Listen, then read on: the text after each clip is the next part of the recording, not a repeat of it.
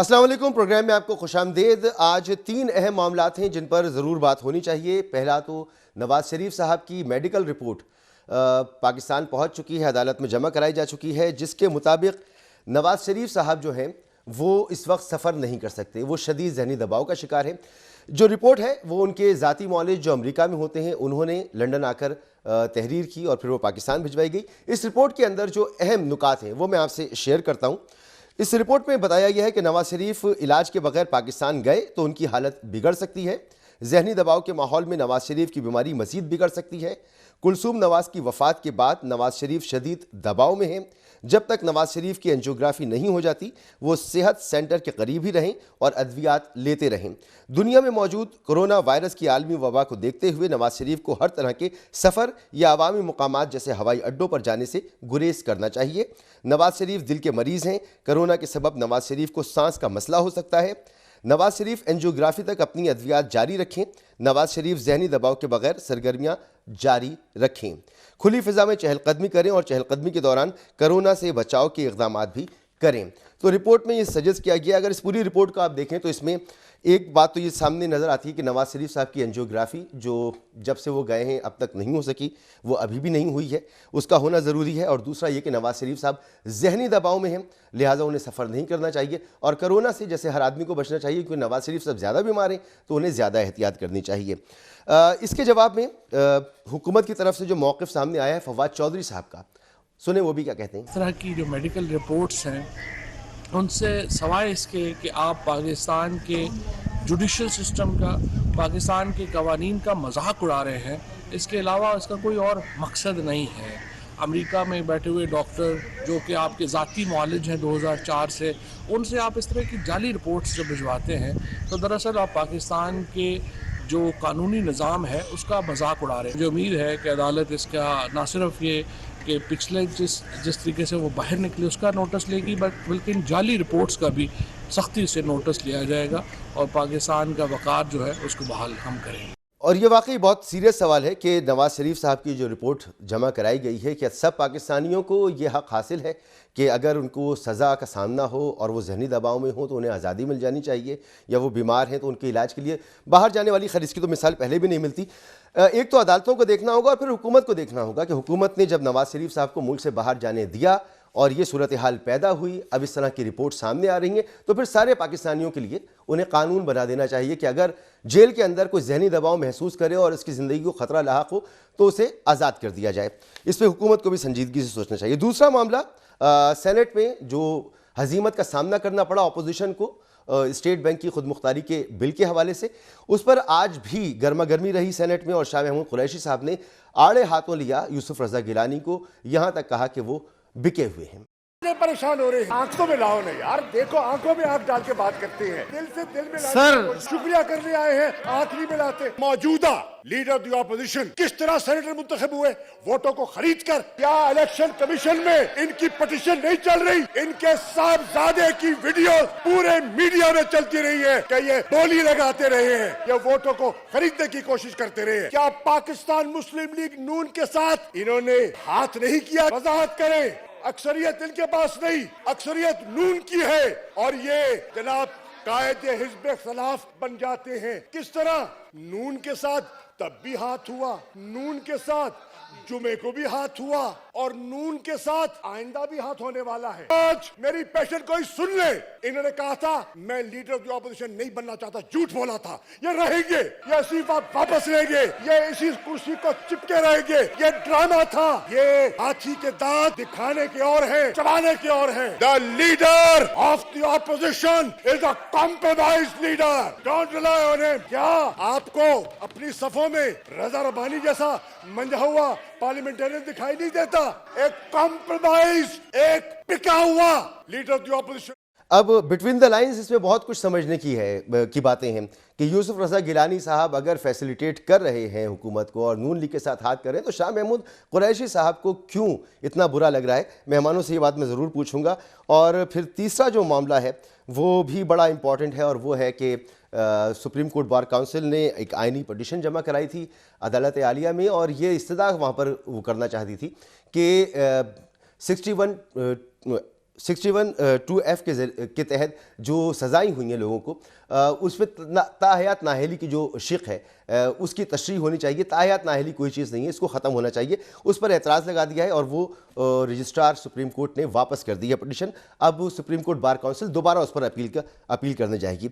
मेहमानों का मैं आपसे तारुफ कराऊँ, इससे पहले मेहमानों का मैं आपसे तारुफ कराऊँ, इमरान खान साहब ने भी आज सुप्रीम कोर्ट बार काउंसिल ने आड़े हाथों लिया है सुप्रीम कोर्ट बार काउंसिल को। हमारे जो पिछले 2 सरबराह गुजरे हैं पिछले 10 साल में, इनके ऊपर बीबीसी की दोनों डॉक्यूमेंट्री बनी थी, दोनों सरबराहों के ऊपर, लेकिन वो बनी थी कि इन्होंने किस तरह पाकिस्तान का पैसा चोरी किया। इनकी करप्शन की दास्तानें बाहर आती थी। और अब तो खैर एक गिनीज बुक ऑफ रिकॉर्ड्स में एक और चीज आने लगी है कि मकसूद चपड़ासी के पास 4 अरब रुपया उसके बैंक अकाउंट में कैसे आ गया। लेकिन अगर आप फैक्ट्री के ऊपर भी एक डाकू को बैठा देंगे, वो फैक्ट्री भी बैंकरप्ट हो जाएगी। जो हमारा मुकाबला ये डाकुओं के टोले से है, और इनका सबसे बड़ा मसला ये है कि कानून के नीचे अपने आप को नहीं लाना चाहते। ये चोरी करें तो जी हमें एनआरओ दे दो, गरीब बेचारा चोरी करे तो वो जेल में। बड़ा इदारा सुप्रीम कोर्ट बार एसोसिएशन अदालत में जाके कहेगी कि जी देखें, एक आदमी जो चोरी करके मुल्क से बाहर भाग रहा है, कन्विक्ट हुआ है, झूठ बोल के बाहर भागा है, वो कहें जी उसको फिर से मौका देना चाहिए, आके फिर से वो मैच खेले। अगली पिटिशन ये करें कि जेल खोल दें पाकिस्तान में, कि सिर्फ ताकतवर को ही आपने छोड़ना है। लंदन की सबसे महंगी जगह के ऊपर अरबों रुपए के घर है, बच्चों को बार बार भिजवा दिया है। 3 दफा मुल्क का प्राइम मिनिस्टर से पूछे जी कि बच्चों के पास अरबों से रुपया किधर से आया, कहता जी मुझे तो नहीं पता, मेरे बच्चों से पूछो। बच्चों से पूछने जाए वो कहते जी हम तो पाकिस्तान के शहरी नहीं है। इसी गुफ्तगू में इमरान खान साहब ने यह भी कहा कि करप्शन को रोकना, जराइम को रोकना, बदउनवानी को रोकना सिर्फ उनके बस का काम नहीं है। अगर सब मिलकर करेंगे तो मुल्क में बदउनवानी ख़त्म हो सकती है, करप्शन ख़त्म हो सकती है। लेकिन ख़ुद इमरान खान साहब की हुकूमत पर यह इल्ज़ाम है कि उन्होंने करप्शन रोकने के कौन से इक़दाम किए हैं। अपोजिशन कहती है कि उनके इर्द गिर्द चोर बैठे हुए हैं। और शाहिद खाकान अब्बासी साहब की भी इस पर गुफ्तगू सुनने पर मेहमानों की तरफ जाता हूँ। ये वाहिद मुल्क है जहाँ पर चोर दूसरों का एहतसाब कर रहे हैं। जो खुद चोरी कर रहे हैं, जो खुद डाके डाल रहे हैं, वो आज कहते हैं हम एहतसाब करेंगे। वज़ीर-ए-आज़म साहब की मुशीर जो यहाँ से फरार हो गए, यहाँ पर तो कुर्सी से चिमटने की रवायत है। वजीर भी चिमटे हुए हैं, 4-4 दफा निकाले जाने वाले वजीर भी कुर्सियाँ नहीं छोड़ते। जी, मेहमानों का मैं आपसे तारुफ कराऊँ। मेरे साथ मौजूद हैं lieutenant general retired Amjad Shoaib साहब, सर बहुत शुक्रिया आपका। नज़ीर लगारी साहब, सर आपका भी बहुत बहुत शुक्रिया। इरशाद भट्टी साहब, सर आपका भी बहुत बहुत शुक्रिया। इरशाद भट्टी साहब, ये जो वापस आ रहे थे नवाज शरीफ साहब और अयाज सादिक साहब कह रहे थे कि बस वो हफ्तों की बात है, वो जाएंगे और उनको लेकर आएंगे, इनकलाब आने वाला था, तो ये इनकलाब इस रिपोर्ट के पीछे दब गया और अब ये इनकलाब लंदन में ही रहेगा फिलहाल। जी मसूद, पहली बात तो ये है कि एक फ़िक्रा उन्होंने बोला कि कलसूम नवाज़ साहबा की वफ़ात के बाद वो ज़हनी दबाव में हैं। जी, अल्लाह ताला कलसूम नवाज़ साहबा की मग़फ़िरत करे, बख्शिश फरमाए, उनके दर्जात बुलंद करे। और ये ज़हनी दबाव एक जेन्युइन चीज़ है, अल्लाह ताला उनको इस ज़हनी दबाव से निजात दिलाए। लेकिन दूसरी बात, इस बात पे आने से पहले मैं हुकूमत से कहना चाहता हूँ, फवाद भाई से कहना चाहता हूँ कि कानून का मजाक नवाज शरीफ तो उड़ा रहे हैं, मगर इस मजाक में आप भी बराबर के शरीक थे। किसी मेरे आम आदमी की, गरीब आदमी की, बेकस आदमी की, मजबूर कैदी की, जो मुल्ज़म ही हो, मुजरम ना हो, क्या आपने कभी 6.5 घंटे उसके लिए 3.5 सालों, पौने 4 सालों में इजलास किया? क्या उसके लिए शहरी मज़ारी की आँखों में आंसू आए? क्या आपने 6.5 घंटे के बाद किसी आम मुल्ज़म को ये इजाज़त दी कि वो भी जाके लंदन इलाज करवा सके? दूसरी बात, मैं अपनी अदालतों से बसद एहतराम कहना चाहता हूँ, मुझे अपनी अदालतों पर 101% एतबार है कि मेरी अदालतें आज़ाद हैं और मेरी अदालतें आज़ाद फ़ैसला करती हैं। और मैं उनसे कहना चाहता हूँ कि कि नवाज शरीफ साहब की आपने ज़िंदगी की गारंटियाँ मांगी।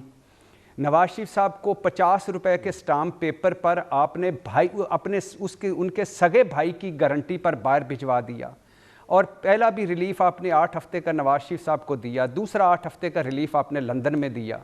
तो क्या आपका फ़र्ज़ नहीं बनता था कि आप भी पूछते शहबाज शरीफ साहब को बुलाकर कि भाई आपकी गारंटी पर गए थे और अब 8 हफ्ते के बजाय इतना अरसा हो गया है, आप क्यों नहीं आए?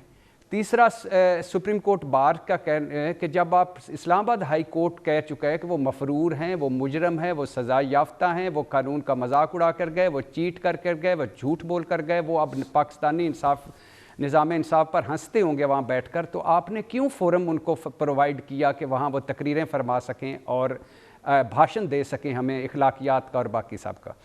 अब आ जाएं कि 17 दवाइयाँ खाने वाले 12 बीमारियों के मरीज़, 7 स्टंट जिनको पड़े हुए थे, 2 हार्ट सर्जरीज जिनकी हुई थी, और ख्वाजा आरिफ साहब ने 5 के 6 एप्लीकेशंस दी कि इंसानी और तिब्बी बुनियादों पर रहम किया जाए, और वो एजेड हैं उनको भिजवाया जाए, और वो सडन डेथ का ख़तरा है, तशवीशनाक हद तक बीमार हैं। तो मैं पूछना चाहता हूँ कि सर अल्लाह उनको सेहत दे, दिल से कह रहा हूँ, बिलीव मी, दिल से कह रहा हूँ कि अल्लाह उनको सेहत दे, लेकिन क्या वो एक दिन भी किसी अस्पताल में दाखिल हुए? क्या एक दिन भी उन्होंने प्रॉपर इलाज करवाया? और दूसरी बात ये है कि अगर नहीं करवाया तो ऐसा क्यों किया आपने? तीसरी और इसकी जो आखिरी बात इसकी ये है कि पाकिस्तान के पता नहीं कोई लाख से ज़्यादा कैदी पड़े हुए हैं, उनमें से बहुत सारे हेपेटाइटिस के मरीज़ हैं, बहुत सारे कैंसर के मरीज़ हैं, बहुत सारे ज़हनी दबाव में हैं, बहुत सारे असाबी दबाव में हैं। इवन एक सर्वे आया और एक तहकीकी रिपोर्ट बल्कि आई जिसमें लिखा कि जो जेल एहलकार हैं, जेल हुक्काम हैं, उनमें से भी अक्सरियत बीमारों की है। तो क्या मेरी हुकूमत, मैं अपने इस पाकिस्तानी कौम से पूछना चाहता हूँ, किसी कैदी के लिए, किसी जेल हुकाम के लिए क्या 24 घंटे उनके हवालात या जेल के बाहर एम्बुलेंस और डॉक्टर मौजूद है? नंबर 1। नंबर 2, क्या किसी कैदी के लिए 5 अस्पतालों में चेकअप, इस्लामाबाद, लाहौर, कराची के डॉक्टर एक छत तले इकट्ठे हुए? क्या किसी कैदी के लिए 7 मेडिकल रिपोर्टें बनी?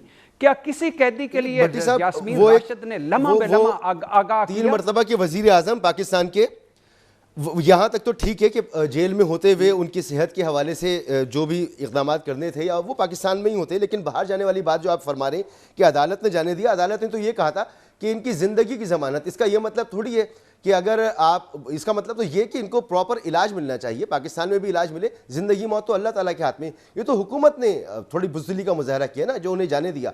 हुकूमत चाहती तो ECL में डाल सकती थी, उनको रोक सकती थी हुकूमत। जी आपकी मैं 100% एग्री करते हुए कि मैं वही पहला सवाल ही फवाद भाई से ये किया है कि आपने क्या किया, और आपने अगर ये मियां मोहम्मद नवाज शरीफ साहब के साथ किया तो हमारे साथ किसी बंदे के साथ किया। लेकिन दूसरा सवाल ये है, जब एक बंदा मुजरम हो जाता है, जब जेल चला जाता है, वो 3 दफ़ा के वज़ीर आज़म को तो ज़्यादा इखलाकी तौर पर होना चाहिए कि वो किसी ऐसे जुर्म या कोई ऐसा जुर्म ना करे। अल्लाह ने 3 दफ़ा वज़ीर आज़म बनाया, 3 दफ़ा नाम और मकाम दिया, तो आपने क्या किया?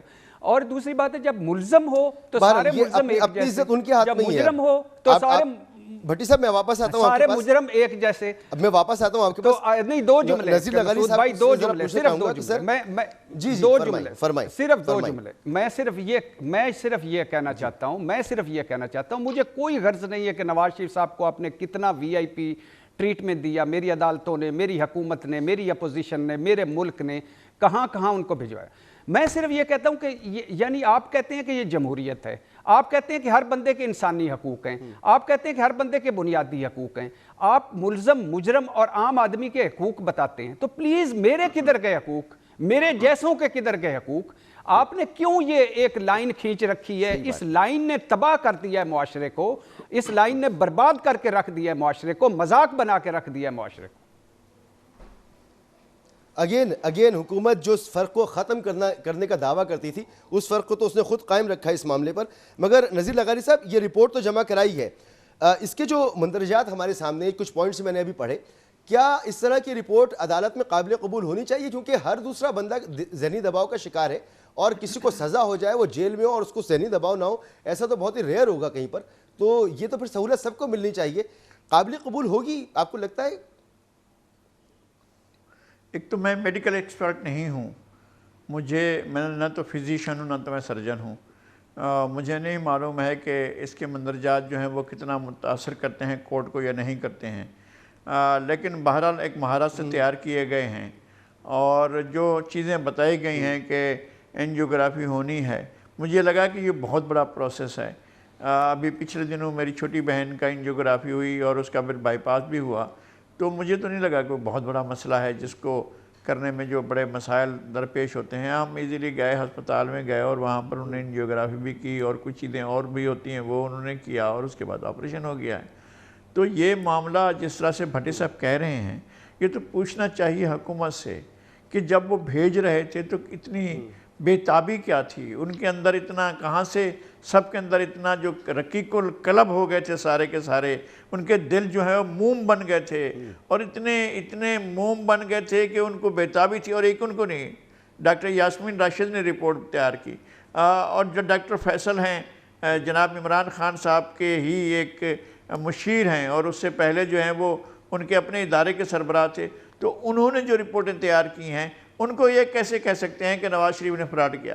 फ्रॉड तो फिर इन्होंने किया होगा और कार्रवाई तो इनके खिलाफ होनी चाहिए। अगर आप समझते हैं कि ये गलत रिपोर्टें थीं और गलत रिपोर्टों से आपको मुतासर करके या कोर्ट को मुतासर करके उनको भिजवाने के लिए राह हमवार की गई है, तो ये सब कुछ करने वाले तो आपके लोग थे, पंजाब गवर्नमेंट थी और आपके मुशीर थे और आपकी एक वज़ीर थी। इन सब लोगों ने रिपोर्ट तैयार करके और एक वज़ीर ने उन्होंने 2-4 आंसू बहाए तो आप उससे मुतासर हो गए। मुझे ये समझ में नहीं आता है कि इमरान खान साहब को नज़ीर लगारी साहब, इमरान खान ने मियां वाले के जलसे में कहा भी था कि मैं तहकीक करूंगा, वो तहकीक हुई नहीं है।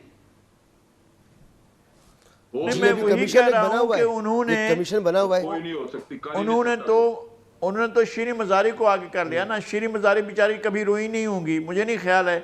उन्होंने उसके ऊपर डाल दिया क्योंकि रेयर हो पड़ी थी, इसलिए उसको भेजना जरूरी हो गया था। जी नहीं, मैं ये समझता हूं कि इसमें एक और अहम बात, बुनियादी जिम्मेदारी हुकूमत की है और बुनियादी जिम्मेदारी हुकूमत की है और हुकूमत ने जो है वो खुद भेजा है और इल्ज़ाम जो है वो उनके ऊपर दे रहे हैं कि जनाब बहाना बना कर चले गए, जालसाजी करके चले गए। कोई जालसाजी नहीं की, उनने जो कुछ किया उसकी रिपोर्टें आपके लोगों ने दी और आपने भेज दिया है। अब वो वापस आते हैं नहीं आते हैं, मेरा तो अपना ख्याल ये है कि ये हुकूमत चाहती है कि कभी भी ना आए, उनके आने से इनको ज़्यादा खुशी नहीं होगी। वो ये सिर्फ एक प्रोपेगेंडा के तौर पर जारी रखना चाहते हैं कि ये नहीं आ रहे हैं, नहीं आ रहे हैं, और ये कि वो जो है अपना गलत रिपोर्टें देकर गए। रिपोर्टें आपने दी थी, लोगों को आपने बताया, लोगों को कहाँ से पता चला था? जेल के अंदर थे, आपने बताया बीमार हैं, आपने बताया कि वो हुकूमत की को सूट नहीं करता कि नवाज शरीफ साहब वापस आए। लेकिन ब्रेक के बाद गुफ्तगू आगे बढ़ाते हैं। ब्रेक। प्रोग्राम में आपको एक बार फिर खुशामदीद। जनरल साहब, नवाज शरीफ साहब की वापसी के हवाले से तो मुतज़ाद इत्तलात थी। वो बार बार उनके लोग कहा करते थे कि लंदन जा रहे हैं, उनको लेकर आ रहे हैं, नवाज शरीफ साहब दिसंबर में आ जाएंगे, कोई कह रहा है जनवरी में आ जाएंगे, कोई कह रहा है मार्च में आ जाएंगे। रिपोर्ट्स तो बता रही है नवाज शरीफ साहब दूर दूर तक नहीं आने वाले। तो ये सारी सूरत हाल थी क्या? क्यों नून लीग जो है वो ये बात बताने की कोशिश कर रही थी कि बस नवाज शरीफ साहब आने वाले हैं, अपने लोगों का मोराल बढ़ाने के लिए कि अभी हमने लॉन्ग मार्च करना है, लोग बाहर निकले, नवाज शरीफ साहब पीछे खड़े में। नवाज शरीफ साहब तो नहीं आ रहे अभी। बिस्मिल्लाहिर्रहमानिर्रहीम। देखिए, इनके वोटर जो हैं वो क्वेश्चन करते हैं कि नवाज शरीफ साहब जैसे भी गए, एक फ्रॉड तो हुआ कि आप वहां जाके एक दिन भी अस्पताल में दाखिल नहीं हुए, कोई ट्रीटमेंट नहीं किया, और जैसे भी लगारी साहब भी कह रहे थे, एंजियोग्राफी तो कोई प्रोसेस ही नहीं है। यहाँ पे दिन में हज़ार एंजियोग्राफीज होती हैं पाकिस्तान में, तो आपकी जब तक वहां नहीं हो रही, आप बैठे हैं वहां पे, तो वो वोटर क्वेश्चन करते हैं। तो आप उनको बताने के लिए फिर आपको झूठ बोलने पड़ते हैं, और झूठ ये सारे ये क्लैन पूरा झूठ बोलता है। इतना झूठ, ये पता नहीं इनकी किसी बात पे इरशाद भट्टी को यकीन आता है या नहीं। मैं तो हैरान हूं कि सुबह से लेकर रात और रात से लेकर रात सुबह तक ये झूठ बोलते हैं। उन्होंने कहना शुरू कर दिया है कि इनकी रूह पाकिस्तान में। मैं बड़ा ढूंढता रहा कि रूह कहीं नजर आए, पर वो आई कोई नहीं। जैसा वहां पे जरूर नजर आता रहा लंदन। और फिर साथ ये भी कहा कि डील हो गया। आप सोचिए कि किस कदर ये झूठ बोलते हैं। तो मियां साहब गए हैं, मियां साहब पूरी प्लानिंग के साथ गए हैं, उन्होंने नहीं आना, नहीं आए। जहां तक ताल्लुक है, अब मैं हुकूमत वाला किस्सा भी थोड़ा खोलूं। मेरा ख्याल है हम हुकूमत को तनकीद बेशुमार चीजों पे करते हैं, लेकिन बात चीजें मेरा ख्याल है वो तनकीद दुरुस्त नहीं है। देखिए, इस मामले में हुकूमत ने 7 अरब रुपए का बॉन्ड कहा था, अदालत ने क्यों नहीं दिया? और फिर एक अदालत आपको कहती है कि इसके 48 घंटे की जमानत दे, हुकूमत से मांग रही है। हुकूमत दे सकती है जमानत, हुकूमत कह के हाथ जोड़ के खुदा का वास्ता ले जाओ इसको, ये जमानत है हमारी तरफ से।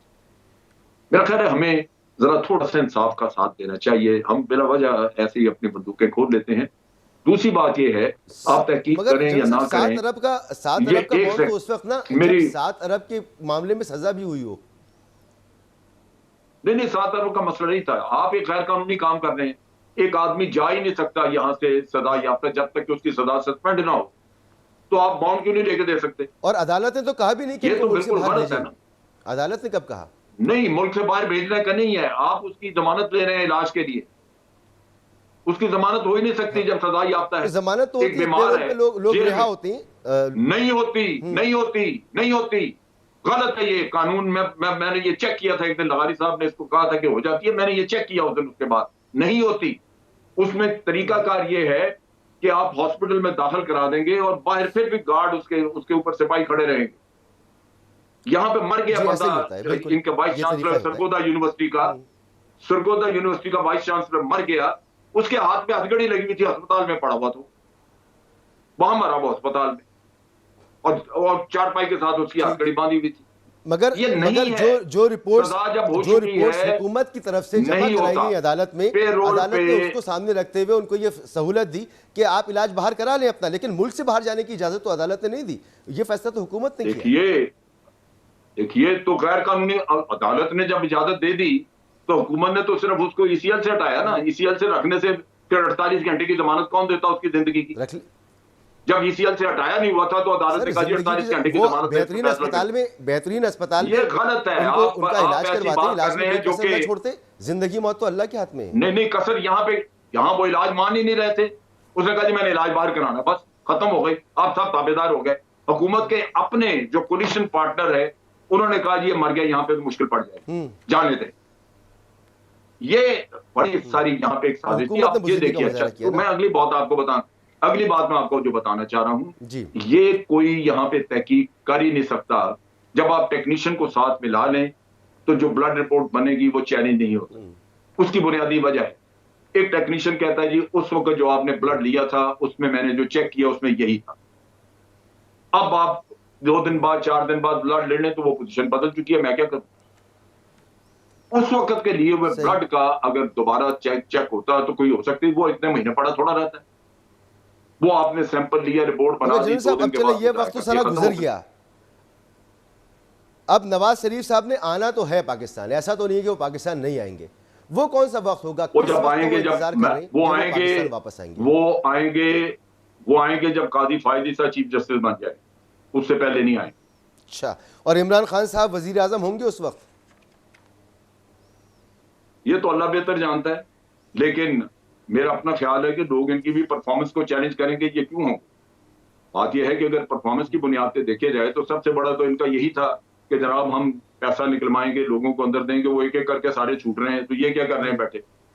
अब शहजाद अकबर को हटाया, 1.25 साल रह गया, तो क्या अब कर लेंगे इसमें? आप कुछ भी नहीं हो सकेगा।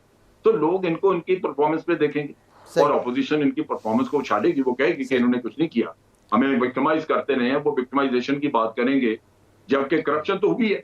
ये तो जैसे वो कह रहे हैं कि जी गिनीज बुक ऑफ रिकॉर्ड में ये जाएगा, रिकॉर्ड बिल्कुल जाएगा। क्या लल्ले तल्लों की अकाउंट्स में कई अरब रुपया पड़ा हुआ था, कैसे तो खैर मुहावरतन कह रहे हैं गिनीज बुक में रिकॉर्ड जो है वो दूसरी तरीके से बनता है, इस तरह से नहीं बन जाते। ये इमरान खान साहब जो है इनका एक पूरा पाकिस्तान का निजाम, भट्टी साहब आपको पूरा पाकिस्तान का निजाम जो है वो इस वक्त ताबे है करप्ट आदमी का। करप्शन आप करें, ये निजाम आपको सपोर्ट करेगा। खुद इमरान खान की पार्टी से जहांगीर तरीन को वो लेके गया अदालत में, 40 आदमी तो उसकी पार्टी में से निकला है फूल की पत्तियां फेंकने वाले। किधर गए आप? जहांगीर तरीन का केस खत्म हुआ, बैठ के। अब वो कहते हैं कि तुमने सी बातें पिट चुका है, हुकूमत का एहतसाब का बयानिया पिट चुका है। ये इसमें भी हुकूमत की नाकामी है कि उनका एहतसाब का बयानिया पिट चुका है। मगर भट्टी साहब आपको क्या लगता है, अब नवाज शरीफ साहब के पास फ्री हैंड है?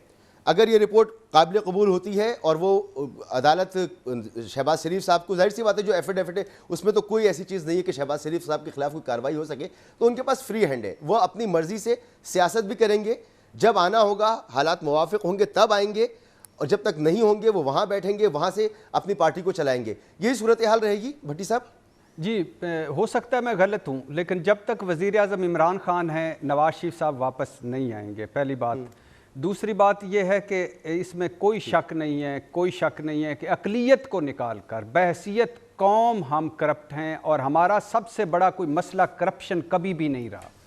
आपके कराची में म्यूनसिपल कमिश्नर के घर से इतने नोट निकले कि वो मशीनें मंगवानी भट्टी साहब माजरत के साथ मैं हमेशा इस आर्ग्यूमेंट पे ज़रूर एक भट्टी साहब एक जुमला सुन लें। देखिए मेरे इस शहर में मैं रोज़ देखता हूँ कि हज़ारों की तादाद में लोग अपने दुकानें, अपने ठेले कपड़ों से ढक के चले जाते हैं। कोई एक बंदा उनका एक फ्रूट भी उसमें से नहीं चुराता। दुकानें तकरीबन खुली होती हैं रात में, पुलिस नाम की चीज़ नहीं है यहाँ पर। तो पूरी कौम को करप्ट कह देना जो है ना, ये मेरे ख्याल में ज़्यादती की बात है। वो एक तबका है, एक अशराफिया का तबका होगा जो असरअंदाज होता होगा, हकीकत से आंखें बंद करो। मेरे ख्याल में मेरे ख्याल में मसूद ये भाई सबको कह देना मुनासिब नहीं होगा। नहीं मसूद नहीं, भाई क्यों नहीं पहली होगा बात भाई, ये कि ये क्या- आपने मेरी ये बात हद हो गई, आप वही मेरी बात बात कर- गालबन सुनी नहीं, मेरी बात गालबन आपने जी। सुनी नहीं। मैंने कहा अकलियत को निकाल कर हम बहसियत कौम करप्ट हैं। उसकी वजह क्या है? उसकी वजह यह है कि शरीफ अकलियत को निकाल कर शरीफ वही है जिसका दाव नहीं लगा, जुगाड़ नहीं लगा या जो पकड़ा नहीं गया। दूसरी बात, इस कौम का आप इससे भी कर लें कि इस कौम का सबसे बड़ा नारा है और आज भी उस नारे पे खड़े हैं कि अगर खाता है तो लगाता भी तो है। तीसरी बात यह है कि आज भी जो माने हुए हैं, जो खुद मानते हैं कि हाँ भाई छोड़ो मेरे इमेज को, मेरा यही इमेज है, हाँ मैंने ये किया है, ये सारा है। अब इससे बड़ा यानी 35 वॉल्यूम्स का जो जरदारी साहब का केस है या शहबाज शरीफ साहब का टीटी हाउस ऑफ शहबाज का जो टीटी केस है, जो उसका दुनिया के किसी भी मुल्क में यूरोपियन जज ले आए, अमेरिका की अदालतें लगा लें, किसी जज में, जो अब इमरान खान साहब आप कह रहे थे मुहावरतन कह रहे हैं, चपड़ासी मकसूद, इसके बाद वो लंबी लिस्ट है, सरिये वाला, फरूदे वाला, कपड़े वाला, फलाने मुर्दा, बुक में ऐसे थोड़ी रिकॉर्ड जाता है। हाँ मुहावरत यानी नहीं अपनी बल बना ले, हम अपनी बना लेते हैं गिनीज बुक। अब हमारा थोड़े रिकॉर्ड है, हम गिनीज बुक में तुम्हारे रिकॉर्ड आएंगे ही नहीं, इसलिए हम अपनी किताब बना लेते हैं। तो इसलिए दूसरी बात यह है कि जिससे भी पूछें आप इस कौम को देख लें, इस कौम को ग्लैमराइज ना करें प्लीज। ये गधे का गोश्त भी आपको खिलाती है, क्या ये करप्शन नहीं है? ये मुर्दा जानवरों के अंतड़ियों का घी बना के बट साहब मैं बहरहाल ये आपका पॉइंट ऑफ व्यू है, मेरा पॉइंट ऑफ व्यू इससे मुख्तलिफ है। मैं भी ग्राउंड का आदमी हूँ। मुझे लगता है कि एक आम आदमी, एक मेहनत कश जो है ना, वो ईमानदार है, वो चोरी नहीं करता, वो ईमानदार है। फिर आप प्लीज अल्लाह के नाम पे, पूरी कौम को अगर आप कहते हैं तो नहीं प्लीज अल्लाह के नाम पे नहीं फिर आप वो कर रहे हैं ना। मैं कह रहा हूं कि हद हो गई है सर, आप फिर पूरी कौम पे आ गए। मैंने कहा है अकलियत निकाल कर, अकलियत करोड़ भी हो सकती है, अकलियत 2 करोड़ भी हो सकती है। आप अकलियत को कह लें, आप अकलियत को कह लें, मैं मान लूंगा। अक्सरियत को कहेंगे मैं नहीं मानूंगा। नहीं ना भाई ना, प्लीज ना ये मौजूद है तो फिर हमें भी शामिल करें खुदा के। अगर ये मौजू है तो फिर हमें भी शामिल करें, ऐसा ना करेंगे इस बात पर। कौम करप्ट है या कहानी है जिस अफराद करप्ट? सर आप देखिए कि टैक्स कितने टैक्स देते हैं आप ये बताएं। भट्टी साहब एक ब्रेक लेने दें, मुझे एक ब्रेक लेने दें। इस ब्रेक के बाद इसी गुफ्तगू को आगे बढ़ाते हैं। मैं तो ये मानता हूं कि अक्सरियत इस कौम की ईमानदार है, अक़लियत यकीनी तौर पर होगी बेईमान होगी, और मेरे ख्याल में जैसे दूसरी कौमें हैं दुनिया की वैसे ही उतने ही अच्छे उतने ही बुरे हैं। लेकिन ये कह देना कि पूरी कौम करप्ट है, मुझे इस पर एतराज़ है। मैं ब्रेक के बाद आके नज़ीर लगारी साहब से ही पूछता हूँ उनका क्या पॉइंट ऑफ व्यू है। एक ब्रेक के बाद प्रोग्राम में आपको एक बार फिर खुशामदीद। इससे पहले कि मैं अपने प्रोग्राम की एजेंडे की तरफ आऊँ, बीच में एक बात हो गई। नज़ीर लगारी साहब आपका क्या पॉइंट ऑफ व्यू है? जैसे भट्टी साहब ने कहा और फिर जनरल साहब की भी मैंने आवाज़ सुनी थी कि अक्सरियत इस कौम की जो है वो करप्ट है, हम करप्ट कौम है। हम ये तस्लीम कर लें कि हमें करप्ट कौम है तो हमारे ऊपर इसलिए लोग मुसल्लत हैं और ये मान के ही हम चलें।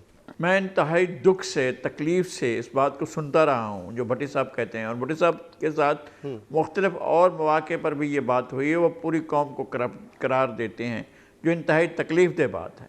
इस मुल्क के अवाम और दुनिया भर में अवाम जो हैं उनके पास इख्तियार नहीं होता है, उनके पास पावर नहीं होती है। इस तरह से जब हम ये कह रहे होते हैं तो असल में हम उन लोगों को स्पेस दे रहे होते हैं जो चोर हैं, जो सियासी चोर हैं, जो इदारा जाती चोर हैं, जो महकमा जाती चोर हैं, जो खिदमात करते हैं और चोर हैं, जो फैसले करते हैं और चोर हैं, जो जजमेंट करते हैं और चोर हैं, और जो लोगों को तकलीफ़ें पहुंचाते हैं चोर हैं, जो लॉ इन्फोर्समेंट करते हैं और चोर हैं। वो बहुत चोर हैं और उन चोरों में हम पूरी कौम को मिला देते हैं और कहते हैं कि हम सब चोर हैं। तो हम सब चोर नहीं हैं। कोई ऐसा पाकिस्तान के अवाम जो हैं उनके बारे में ठोस यकीन से कहता हूँ कि वो चोर नहीं हैं, किसी सूरत में वो चोर नहीं है। उनके पास तो पावर ही नहीं है, उनके पास किसी किस्म की कोई ताकत नहीं है। उनकी बेटी उठा ली जाती है, वो रुलते रहते हैं। उनके घर से चोरी हो जाती है, वो दरबदर होते हैं। पटवारी उनके साथ आकर जुल्म करते हैं, वो दरबदर होते हैं। एक कांस्टेबल आकर अपना राज बना लेता है, वो दरबदर होते हैं। तो इस तरह से तो नहीं चल सकता है। आप सोसाइटी को और आप मुल्क को या दर्जनों मिसालें ऐसी हैं। एक लाठी से आप हाँकेंगे नहीं, आप लाठी से नहीं हाँक सकते हैं। लोग देखिए, सारे लोगों को बेशुमार तकलीफ का शिकार हैं। मसूद भाई, बेशुमार लोग बेशुमार तकलीफ का शिकार हैं और तमाम लोग जो है करप्ट हैं। मैं ये कहता हूँ कि जिनके पास अख्तियार है, उनकी तादाद है 10 लाख, उनकी तादाद है 15 लाख, उनमें कोई करप्ट हो सकता है तो हो सकता है, ज्यादा हो सकते हैं, कम हो सकते हैं, लेकिन बाकी पाकिस्तान के अवाम जो है वो किस बात के लिए चोर करार दिए जाए? उनको क्यों चोर करार दिया जाए? ऐसे हम लाठी उठाएं और सबको हाँकना शुरू कर दें, लेकिन आप सब चोर हैं। मसूद भाई साहब कह लीजिए, आप कह लीजिए, फिर मैं आगे बढ़ूं। जी, काबिल एहतराम लगारी साहब की जो हमेशा हम बड़े बड़े मेरे उस्ताद की तरह हैं और हम अक्सर इख्तलाफ भी करते हैं, मगर वो मुहज़्ज़ब तरीके से इनसे बड़ा कुछ सीखने को मिलता है। लेकिन मेरा थीसिस है, प्लीज़ ये ज़हन में रखिएगा कि अब्दुस्तार ईदी साहब ने इलेक्शन लड़ा ज़मानत ज़ब्त। AQ खान साहब ने एक पार्टी बनाई थी और उनको उम्मीदवार ही नहीं मिले और उनकी जो मिले उनकी ज़मानत ज़ब्त। जो मुबैना तौर पर चोरों को, डाकुओं को मुंतखब करती है कौम, वो इनडायरेक्ट करप्ट होती है। नंबर 1। नंबर 2, कीमे वाला नान को छोड़ दीजिए, बिरयानी की प्लेट को छोड़ दीजिए। ये 2-2 हज़ार पे जो हलफ लिए जा रहे थे कि सिविलियन बालादस्ती और जमहूरियत बिक रही थी, उसको छोड़ दीजिए। किसी गली महल्ले में देख लीजिएगा, कोई बंदा तोल रहा है, किसी दुकान से कोई खालिस चीज़ मिल रही है, दूध आपको खालिस। ये तो जरदारी साहब, नवाज शरीफ, इमरान खान ने नहीं ना कहा कि दूध में पानी मिलाकर दिया करें। सब्ज़ सुरख मिर्च किसी मिल रही हो, एक दुकान से रेट देख लीजिए, दूसरी दुकान के रेट देख लीजिए। ये जो ठेलों वाले की बात करते हैं, एक ठेले से आप केले खरीद लीजिएगा, दूसरे ठेले से केले खरीद लीजिएगा। ऐसा तो नहीं है कि कहीं खाली नहीं रहा। आप जब रियलिटीज में जाएंगे, ग्राउंड रियलिटीज में जाएंगे, भट्टी साहब, याद रखिए मसूद भाई कह रहे हैं, क्या ये आप कह रहे हैं? सिर्फ आखिरी दो जुमले मसूद भाई याद रखिए, रिश्वत देने वाला, रिश्वत लेने वाला दोनों जहन्नमी है। नंबर 2, अगर ये कौम जिस दिन खड़ी हो गई और इस कौम ने करप्ट और करप्शन और ना करप्शन में फर्क जान लिया, ऊपर हमारे तब्दीली आ जाएगी। और दूसरी बात ये है कि ये जितने भी सर्वे हुए हैं, इस कौम का कभी भी नंबर 1 मामला करप्शन नहीं रहा। भट्टी साहब, आज भी इस कौम के लिए सबसे ज्यादा इज्जतदार शख्सियत ईदी साहब, अब्दुल कदीर साहब, 10 जो ऐसे डॉक्टर्स हैं। मैं आ रहा हूँ, आपकी तरफ आ रहा हूँ। और दूसरी बात ये, भट्टी साहब, आप क्या खुद ये मानते हैं कि पाकिस्तान में होने वाले जितने भी इलेक्शंस हैं वो सब आज़ाद इलेक्शन हुए? तो आप इन इलेक्शंस को अगर पैमाना बना रहे हैं कि मुल्क कौम करप्ट है या नहीं, तो मेरे ख्याल में ये देखें कि हमारा सिस्टम क्या है और इलेक्शंस हमारे यहाँ होते कैसे हैं। जनरल साहब, ज़रा गुफ्तगू को आगे बढ़ाते हैं। आज यूसुफ रज़ा गिलानी साहब ने जो गुफ्तगू की है सेनेट के अंदर, और शाह महमूद कुरैशी साहब ने, यूसुफ रज़ा गिलानी साहब को लताड़ के उन्होंने रख दिया। और ये समझ में नहीं आ रहा था कि अगर वो फैसिलिटेट कर रहे हैं हुकूमत को, तो शाह महमूद कुरैशी साहब को गुस्सा किस बात पर है? गुफ्तगू आपने इब्तिदाई में सुनी होगी, क्या समझ में आया इस सारी गुफ्तगू से आपको? क्या मैसेज देना चाह रहे हैं? शाह महमूद कुरैशी ने एक बचगाना हरकत की और अपने पांव पे कुल्हाड़ी मारी। असल में जो कुछ भी किया यूसुफ रज़ा गिलानी ने, हुकूमत को तो खुश होना चाहिए था, उनकी फेवर में हुआ। ये मैं नहीं समझता कि कभी पार्टी की पॉलिसी के बगैर यूसुफ रज़ा गिलानी ने ये कदम उठाया होगा। पार्टी की पॉलिसी या पार्टी की इंस्ट्रक्शंस के मुताबिक उसने किया होगा। वो जिम्मेदार है, पार्टी जो उनको फैसला करके दे वो उस पर अमल करेंगे। असल किस्सा ये है कि जो शाह महमूद कुरैशी ने बचगाना हरकत की है, वो उसने अपनी एक बड़ा कौमी मुफाद को छोड़ के उसने मुल्तान की सियासत पे फोकस किया। मुल्तान में ये दोनों एक दूसरे के हरीफ हैं। अच्छा। और आज उसको मौका मिल गया कि अपने पांव पे कुल्हाड़ी मार लेनी है, लेकिन यूसुफ रज़ा गिलानी को जितना भी मैं दलील कर सकता हूं कर। ये इमरान खान को भी इसका नोटिस लेना चाहिए। इंतहाई बेमौका, इंतहाई बेवकत और बिल्कुल आउट ऑफ द कॉन्टेक्स्ट ये आज उसने तकरीर की, जिसकी मैं मजम्मत करता हूं। ठीक, अच्छा लगारी साहब, एक सर्वे सामने आया हमारे पल्स कंसल्टेंट का, और उसके जो मुख्तलिफ चीज़ें सामने आ रही हैं उसमें ये कहा गया कि 26% पाकिस्तानियों ने मुस्लिम लीग नून के 21% ने JUI फे और 17% ने जमात इस्लामी की इस्टेब्लिशमेंट से मुबैना डील होने का इम्कान जाहिर किया है। सर्वे के मुताबिक वज़ीर-ए-आज़म नवाज शरीफ 2022 में पाकिस्तान आने के इम्कान को भी 57% लोगों ने रद्द कर दिया है और 12% ने उनकी वापसी की उम्मीद जाहिर की है। तो इसमें यह बताया गया कि आवाम जो है वो उनकी अक्सरियत ये समझती है कि पीपल्स पार्टी जो है उसके ज़्यादा इम्कानात हैं कि वो उसकी कोई डील हो जाए, और जब डील होने की सूरत में जब अगला इलेक्शन हो तो उसका हिस्सा ज़्यादा हो जाए। क्या ये वजह तो नहीं है कि आज शाह महमूद कुरैशी साहब ने पीपल्स पार्टी को यूसुफ रज़ा गिलानी साहब को एक आईना दिखाया है? मैं ये अर्ज़ करता हूँ कि सर्वेज़ के बारे में मेरा अमूमी तासुर ये है कि ये सारे के सारे बोगस होते हैं। जिस तरह से भट्टी साहब ने कहा पूरी कौम करप्ट है, वो तो मैं नहीं मानता हूँ, लेकिन जो सर्वेज़ होते हैं वो बोगस होते हैं। वो कौन से सेगमेंट को टारगेट करके सर्वे करते हैं, उनके पास क्या मायारात होते हैं, वो किन चीज़ों से किस तरह के लोगों से जाकर बात करते हैं, कौन कौन से इलाके में। देखें दुनिया में सर्वे होते हैं, उनको पता होता है कि हम किस एरिया में जा रहे हैं और हम इस एरिया से कौन सा रिज़ल्ट लेंगे। अच्छा, अब मुल्तान के सर्वे तरह चलते हैं जो अभी बात हो रही है। ये मामला है मूसा पाक शहीद की दरगाह के सज्जादा नशीन का और मखदूम बहाउद्दीन ज़िक्रिया मुल्तानी के दरगाह के जो सज्जादा नशीन है, उन दोनों की दोनों दरगाहों की बात है। चूँकि दोनों दरगाहें जो हैं वो सियासी रसूख बहुत ज़्यादा रखती हैं, और इस दफ़ा लग रहा है चूँकि सूबाई का इलेक्शन भी हार गए थे और अपने ही एक अजीज़ से हारे थे और बुरे तरीके से हारे थे, और उसके बाद अब शाह महमूद कुरैशी को नज़र लग रहा है कि जनाब मेरे लिए कोई ख़तरनाक हालात पैदा हो रहे हैं, और इस दफ़ा उन्हें नहीं लग रहा है कि लोग उन्हें दोबारा ये चॉइस लेंगे। ये उनके जहन में गुमान है, और इस खौफ से, इस ख़तरे से वो जो है उन्होंने चढ़ाई कर दी यूसुफ रज़ा गिलानी साहब पर। अच्छा, यूसुफ रज़ा गिलानी हाई मॉरल ग्राउंड पर कहाँ पर थे, कहाँ पर नहीं थे, जब वो नहीं पहुँच सके थे और वोट नहीं दिया था, तो इस वक्त तो ये तो नहीं कह सकते थे उन्होंने फ्लोर क्रॉस किया, उन्होंने गलत जाकर वोट दिया, उन्होंने वोट जो है गलत इस्तेमाल किया, या वोट जाकर दिया है तो जाकर हुकूमत को दे दिया। ये बात उन पर नहीं आई। वो पहुँचे नहीं हैं, और पहुँचे कैसे नहीं हैं कि जी वो रज़ा रब्बानी खर की जो है वो वहाँ पर उनकी ताज़ियत के लिए गए हुए थे। चले भी ये बात सामने आई थी, और ये भी उनका कहना है कि जी रात को 12 बजे नोटिस जारी किया गया, चले ये बात भी मान लेते हैं। लेकिन यूसुफ रज़ा गिलानी ने इस हुकूमत को वोट कब दिया? उन्होंने तो नहीं लिया वोट, और उसके बाद हाई मॉरल ग्राउंड ये बनता है, उन्होंने कहा जी मैं इस्तीफा देता हूँ, आकर फ्लोर ऑफ द हाउस में कहा कि जी मुझसे मैं नहीं पहुँच पाया हूँ, वोट नहीं दे पाया हूँ हुकूमत के ख़िलाफ़, मैं रिज़ाइन करता हूँ। तो उसके बाद जो है उन्होंने अपनी पार्टी को भी रिज़ाइन भेज दिया। अच्छा, इस हाई मॉरल ग्राउंड पर लोगों ने कहा कि यार बंदा तो उसूल वाला है। अब ये बात मुल्तान में मैं सुन रहा हूँ, मुल्तान के बारे में तो मुझे खबरें मिलती रहती हैं, लोग भी कहते रहते हैं, जो बड़े बड़े लोगों को देखते हैं, लोगों को समझते हैं और लोगों के उनके असरात होते हैं, उन लोगों से मैंने सुना है जो शाह महमूद कुरैशी के हामी थे, यार यूसुफ रज़ा गिलानी ने ये तो कमाल ही कर दिया कि उन्होंने कहा कि जी मैं इस्तीफा देता हूँ क्योंकि मैं पहुँच नहीं सका था।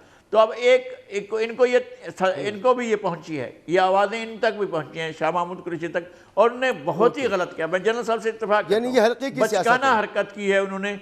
ठीक है जी जी, ये मुल्तान शहर के हालात के बारे में ये वाज़ेह हो गई। बिल्कुल बिल्कुल ठीक। इरशाद भट्टी साहब, इमरान खान साहब ने आज ये कहा कि ये करप्शन को अगर ख़त्म करना है तो फिर हम सबको मिल के काम करना पड़ेगा, और उन्होंने सुप्रीम कोर्ट बार को तनकीद का निशाना बनाया कि आप जा रहे हैं एक आईनी पटिशन लेकर जिसका फ़ायदा मुबैना तौर पर नवाज शरीफ साहब को होगा, जहांगीर तरीन साहब को होगा, उन लोगों को होगा जो ताहयात नाअहल हो चुके हैं। तो ऐसा ना करें, और अगर ऐसा करना है तो फिर पूरे मुल्क के जेल जो है खाली कर देना चाहिए, छोड़ देना चाहिए, लोगों को बाहर निकाल देना चाहिए, गरीब क्यों जेल के अंदर रहे। तो मेरा सवाल ये है कि क्या इस 3.5 साल में आपको हुकूमत की तरफ से ऐसे इक़दाम नज़र आ रहे हैं जिसमें वाकई कानून की बालादस्ती के सीरियस इक़दाम किए गए हों, जो इमरान खान साहब कह रहे हैं कि सबको मिलकर करना है, तो इमरान खान साहब के अपने हिस्से के इक़दाम क्या हैं, कुछ हैं? पहली बात तो ये मसूद भाई, इस सवाल पे आने से पहले कि किसी दिन ज़रूर ये डिबेट अपने प्रोग्राम में रखिएगा कि और हमें बुलाइएगा कि हम अक़लियत चोर है, हमारे यहाँ की अक्सरियत चोर है। नंबर टू शाह महमूद कुरैशी साहब की जो क्या है ये जो तकरीर थी, ये मुल्तान की सियासत थी टोटल, और पुरानी वो जो रवायती दुश्मनी और सियासी मुखालफत।